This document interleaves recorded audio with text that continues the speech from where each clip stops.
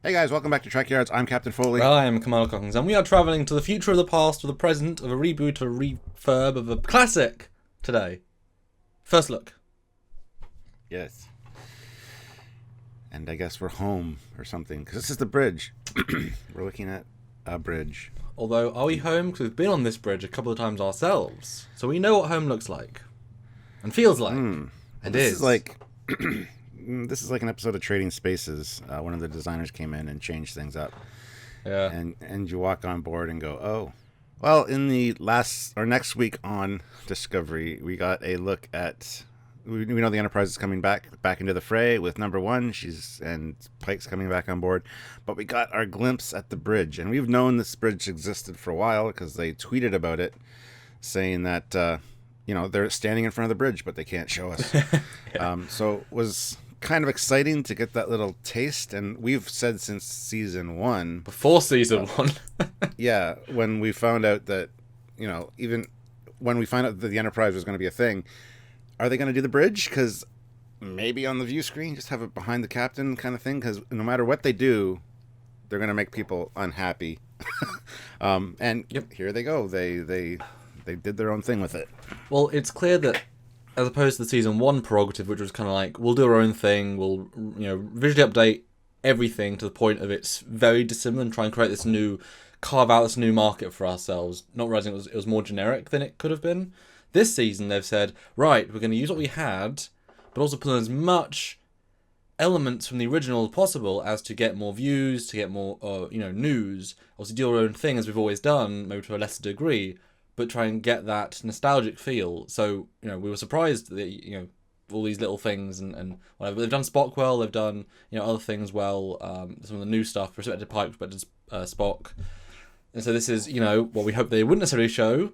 But that said, if it's epic, then that's cool. And I mean, this is all a visually updated universe, so even if it doesn't replace what we see in TOS and all the other shows, 'cause it's been referred to in multiple eras and times and people, it's fun to see what their version is going to be. So my initial thoughts were, yay, excited. We got a new bridge. And I see a lot of elements that are very TOS and kind of hold true. So that's good. One thing I do have to say, 100% without a doubt, it's better than the JJ Enterprise bridge. So it's already won that slotment. It's already ahead of that Mac Apple Store look. But it's its own thing. It's definitely a Discovery era bridge, which is fine. I know no matter what we say about this, we're going to get static because there are people that love this bridge. There are also people that absolutely despise this bridge so far. So it's interesting to see where people stand on this. I need to see more. I mean, we got this small glimpse, and like I said, there are quite a few little touchstones that are very well done. Like the chairs, perfect, and they actually look really good. Yeah, the captain's chair, not so much. You shouldn't really mess with the iconic captain's chair. We can't really see much of it. However, I'm looking forward to seeing it. So there are little touchstones here and there that we'll talk about that are very true to the original, but still they're maintaining that Discovery vibe. They really doubled down on the Discovery look.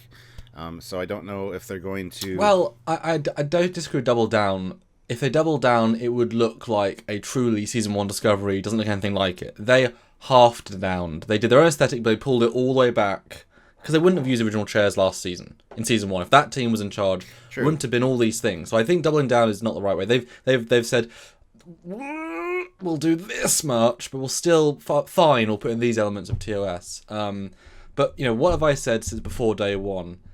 The way to visually update and do it properly is you take the original shape, and then I even said you make it a little bit bigger, just for scope. A little bigger, 20%. So your brain notices it in terms of epic, but you can sort of say, well, it's really the same size, just a little bit bigger. That's doable, Yeah. But just make all the screens touch screens, make all the monitors have stuff, add more lighting, add more, it is that easy. And it feels like you've actually done that for this. They've just taken the shape and just modernised it. Yes, they've pulled. Let's say, like I said, we've stepped on this bridge, so we know those front steps are too big. Obviously. And then, I think the window is really big, which means the bridge is bigger because that wouldn't fit in the original bridge. It just wouldn't. So it's at least 25 to 30% bigger. Doesn't necessarily feel it per se, but it's also just a wide angle lens choice. I mean, you can make it feel whatever you would say.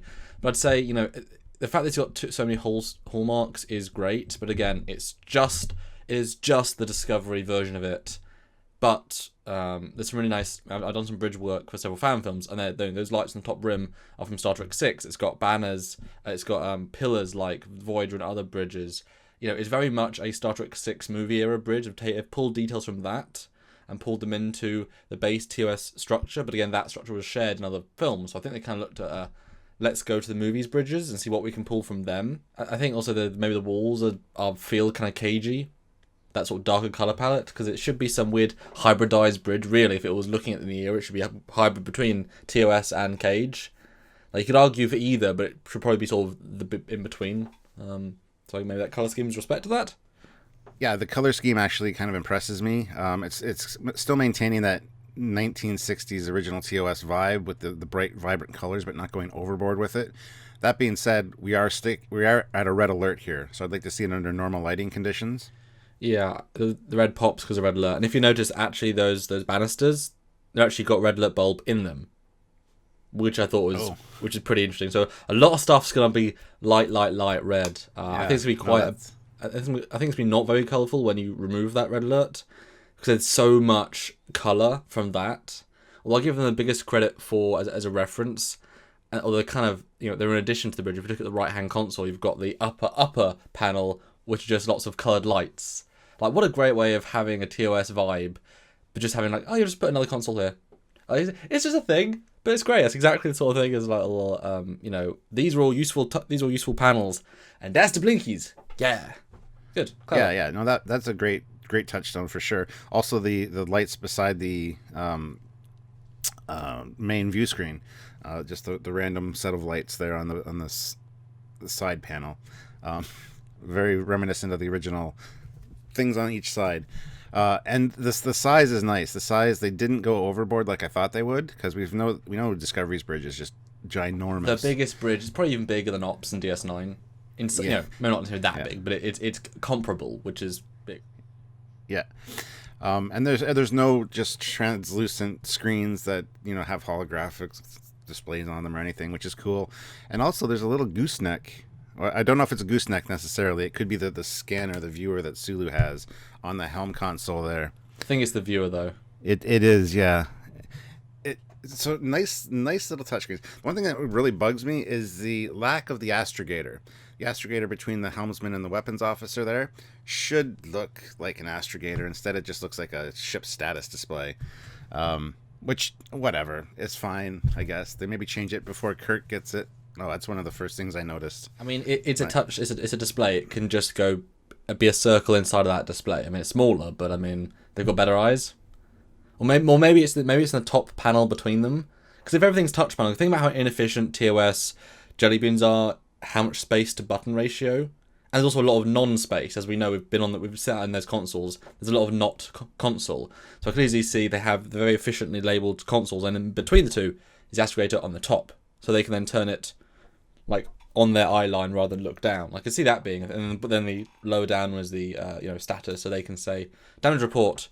Well, if I look down here, because if she's number 1 and that's her post, then that would be useful. I think this bridge is we know the 25% rule is a real rule in some respects, not legal but creative, and that's done to death. But I think this might be an example of taking the 25% as that's as far as we can go thought process. We're actually going to make a bridge that looks like this bridge, but make our 25% different aesthetically. And it does show how. Yeah, I think this will just look better than the Discovery Bridge and the Shinjo Bridge. And Section 31 bridge, I think this will be a standout bridge, because the Jeffries design, the US Army and such, they used that design because it was a good design. I don't think anyone's going to say the Discovery Bridge design is a very functional bridge or a useful use of space. It's cinema over functionality. This has always been a functional, and this might even be more functional than TOS Bridge with more panels and such. So I'm intrigued. Yeah, I got to see the rest of the bridge. I want to see how they handled the turbo lift problem. If it's offset, if it's right behind the captain or if there's two of them, because we know in Discovery it's kind of centered, but we got the other room back there. I don't know if they're going to add extra doors, extra stations. Well, are they going to keep the main layout the same? We have seen the bridge dome on the miniature, and we know there's one turbolift shaft, so I doubt there's two. I know, but I'm just saying, I want to see what they do with that, whether they offset the turbo lift. That'll be interesting to see. That'll be a nice homage if they do, and we'll have to see how it goes. So I need to see more of the bridge. This was a nice little glimpse, and I'm really looking forward to the next episode to really see this and really go in depth, because I'm sure we're going to have a way more in depth episode on this thing when we see more of it. And what's nice is that Pike has been such a phenomenal character, such a phenomenal lead in this show, that to have him, and I thought it was quite brave and quite smart, to actually have him take over Enterprise, his ship, means that you can't stay in this final two-parter. If it's like, say it's a 2-hour battle, it isn't, but let's just say, for example, you can't have 75% on Discovery looking at Captain Saru, who honestly we don't care as much about compared to Pike at this point. So it has to be a huge split. So we're going to see a lot of stuff on this bridge, and that's excellent. We thought it was quite, it's very expensive to build a bridge, and so you need to get the money's worth out of it.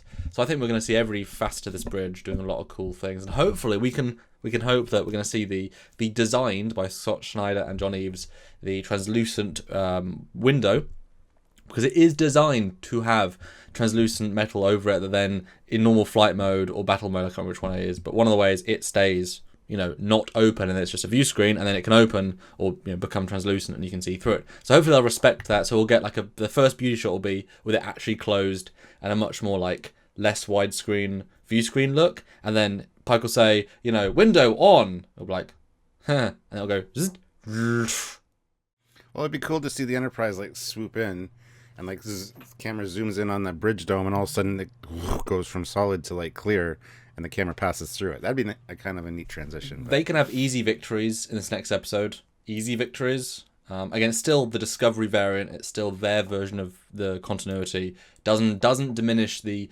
We know how the original series Constitution class bridge looked in 3 seasons and 7 cameo episodes. We know how that looked in this era. This is the Discovery alternate version. Bottom line is I'm super excited, and that's exactly what a teaser should be, getting you interested in the next one, and this one has really piqued my interest and a lot of other Star Trek fans as well. So Good job, guys. And what it's funny, while the main plot line of the show might not necessarily reach the heights it could do, can't help but say every episode it's like, oh, what's the next episode? Oh, what's the next episode? It'll just be refreshing to be on this bridge. I think for whatever the story will be, this will be a nice feel. It'll feel like home, kind of. Hopefully, home adjacent. Yeah. And actually, I think most fans, like you said at the start, this will feel like home, where JJ Bridges never even felt like a place you wanted to be. It was just a room people did work. It never had.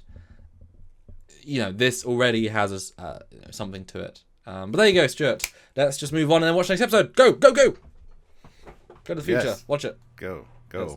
Anyway, guys, let us know your thoughts, your comments, what you think about this bridge down below. Always look forward to reading your comments and interacting with you guys.